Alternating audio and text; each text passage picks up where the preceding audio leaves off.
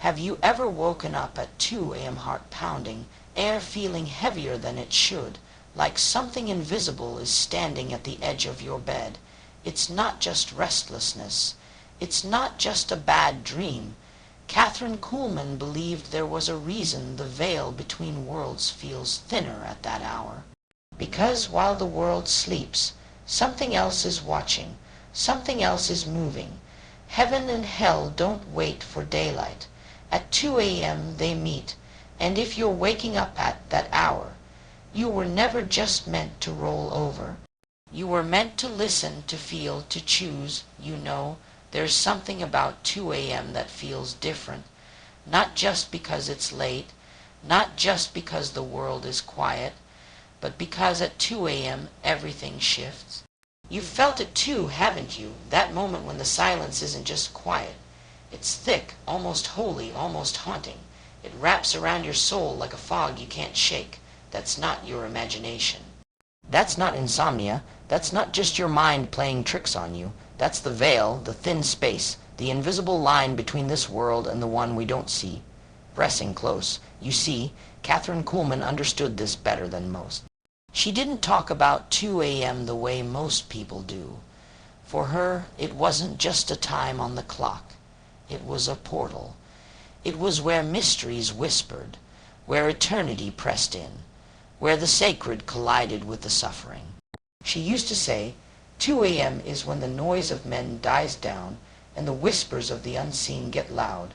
And she was right, because when the world shuts its eyes, when the streetlights hum and the house creaks in the stillness, something stirs. Not everything that stirs is good. Not everything that moves in the dark is kind, but all of it is real. That's the hour when your thoughts sound louder than usual, isn't it? The regrets echo. The memories return uninvited. The questions come like visitors you never asked for. That's not coincidence. That's the spiritual realm inching closer, stretching across the chasm of day to reach you in the hollow hour.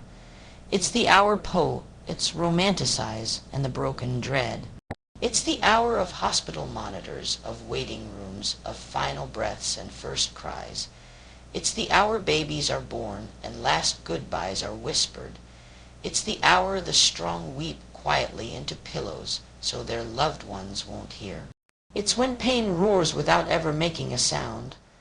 Why? Because there's something about that hour that holds the soul by the throat and asks, "What do you believe now?" Kathryn called 2 a.m. a testing ground. A place where your faith isn't dressed up for Sunday, but stripped down to its bones.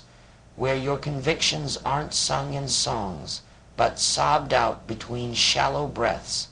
That's the place where angels linger close, because demons circle too.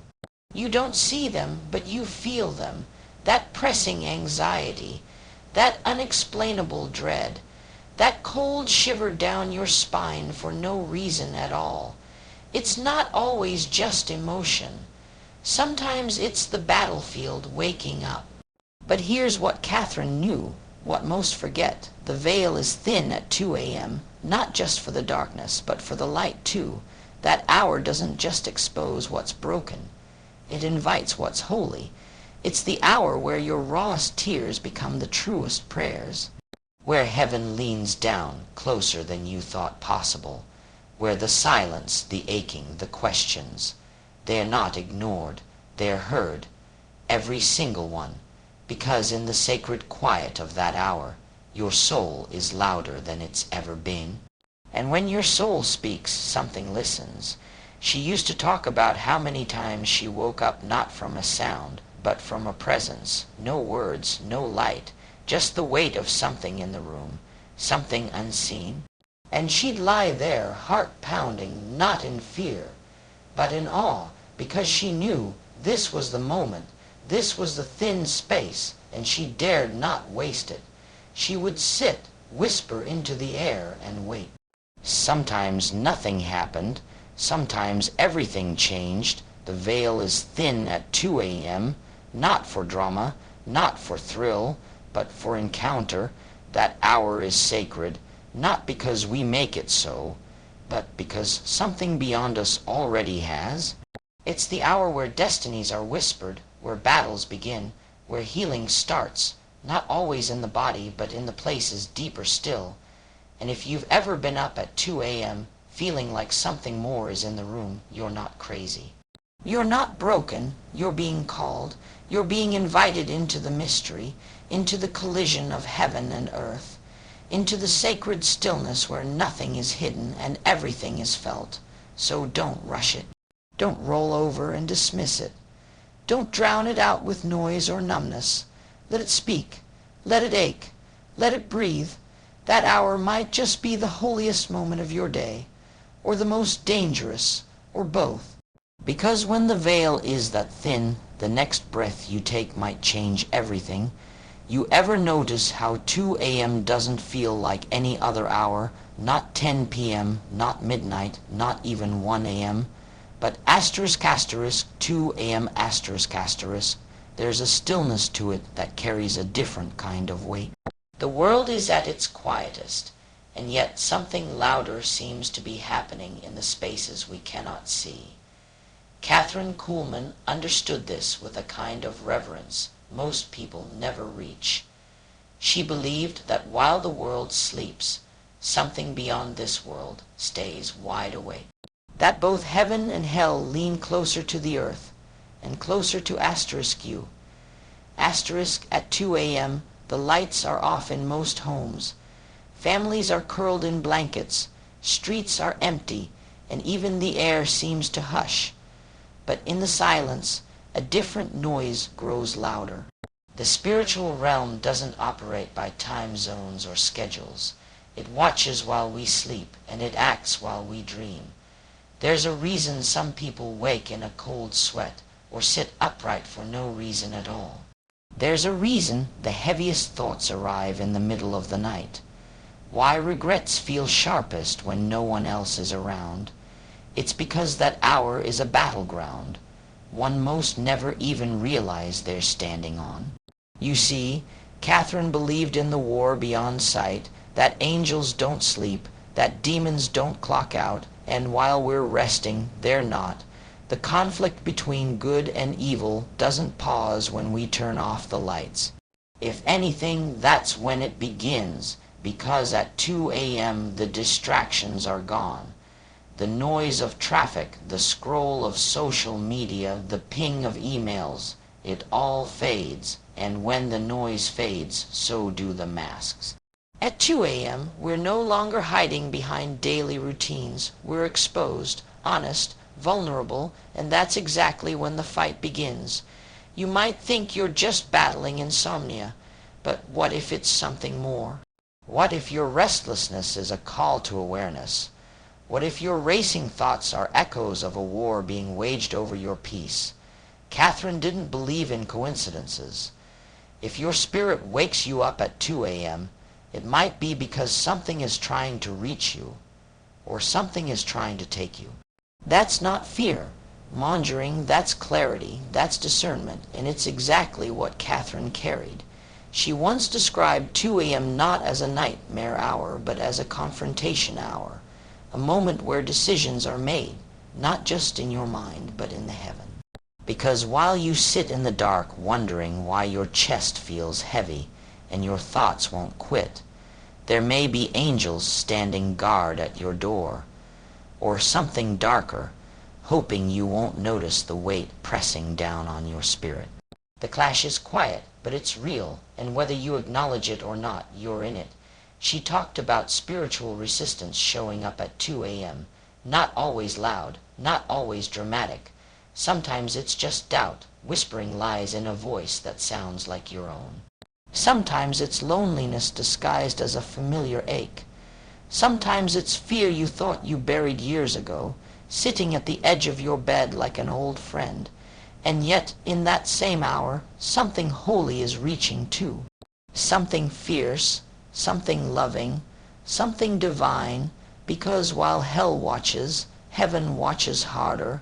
While demons plot, angels protect. That's what Kathryn believed. That's what she lived.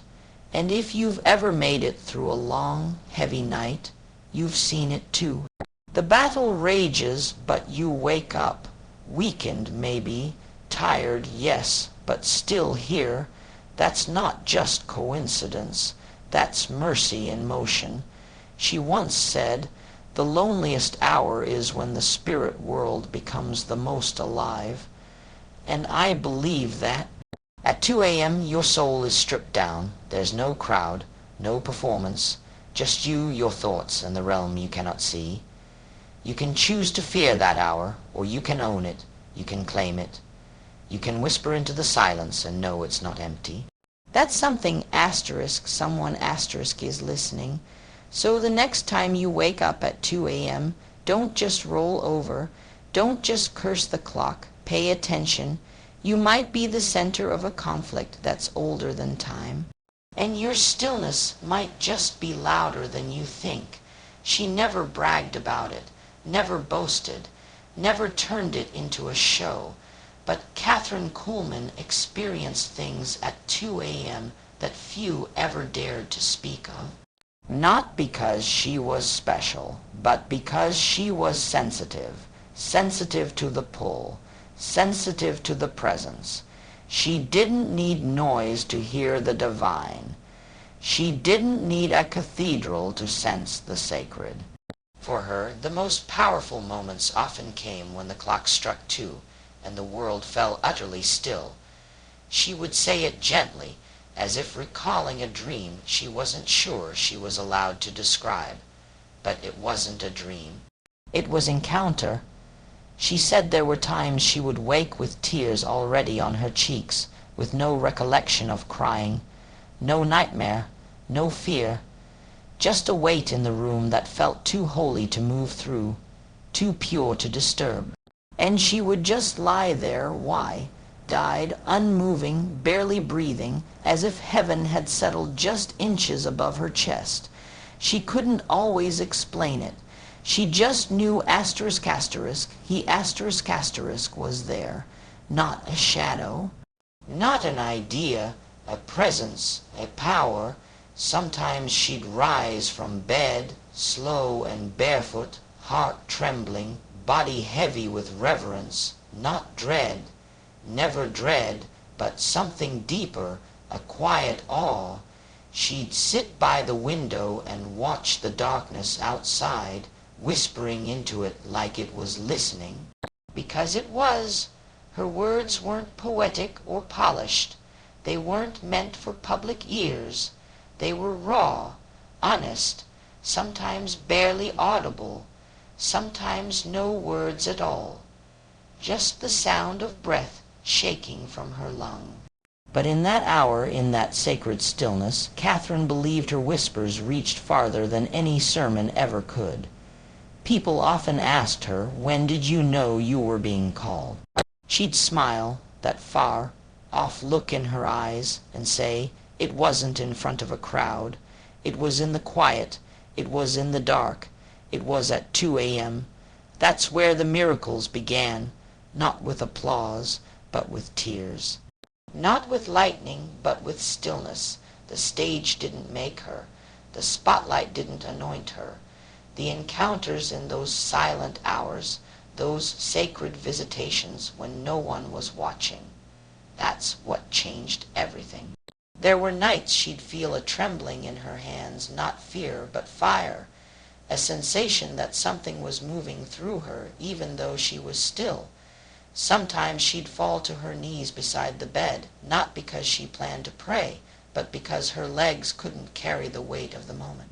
There were no scripts in those encounters, no schedules, no sermons, just stillness, just surrender, and in that surrender things shifted. Her heart was realigned, her mind cleared, the burdens she carried dissolved, not by effort, but by exposure to something greater.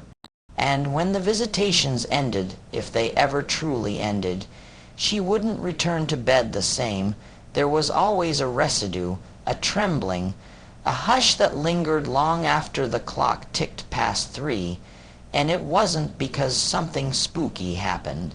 No, it was sacred, it was deep, it was real. She said the air would feel heavier, like a mist was still hovering in the corners of the room, refusing to leave, a holy echo, Kathryn once said, "You don't chase miracles, you rest where they land," and for her they often landed in the dark. In those hours when the world had gone silent, and her soul was finally still enough to hear, that's when the healing began, not the kind that makes headlines, not the kind that draws crowds, but the kind that rewires a soul, the kind that restores forgotten places inside. That's the miracle no one sees, but it's the one that makes all the others possible. So when people marveled at her power on stage, they didn't understand. They were witnessing the overflow. The real oil was pressed in the silence, in those 2 a.m. moments when she let go of everything she thought she was, and simply was open, vulnerable, receptive, no audience, no reputation, just a woman in the dark, listening to the whisper of eternity brushing past her ear. That's what she meant when she said the veil is thin. That's why she guarded those hours so fiercely, because that was the place where she wasn't leading, she was being led. Where she wasn't teaching, she was being taught. Where she wasn't healing, she was being healed. You can't give what you haven't received, and Kathryn received everything that mattered when no one else was looking. So if you find yourself awake at that hour, with nothing but your breath and your thoughts and a silence that feels heavier than usual, don't run from it. Don't distract yourself from it. Sit with it. Something might be trying to find you there, or maybe, just maybe, something already has.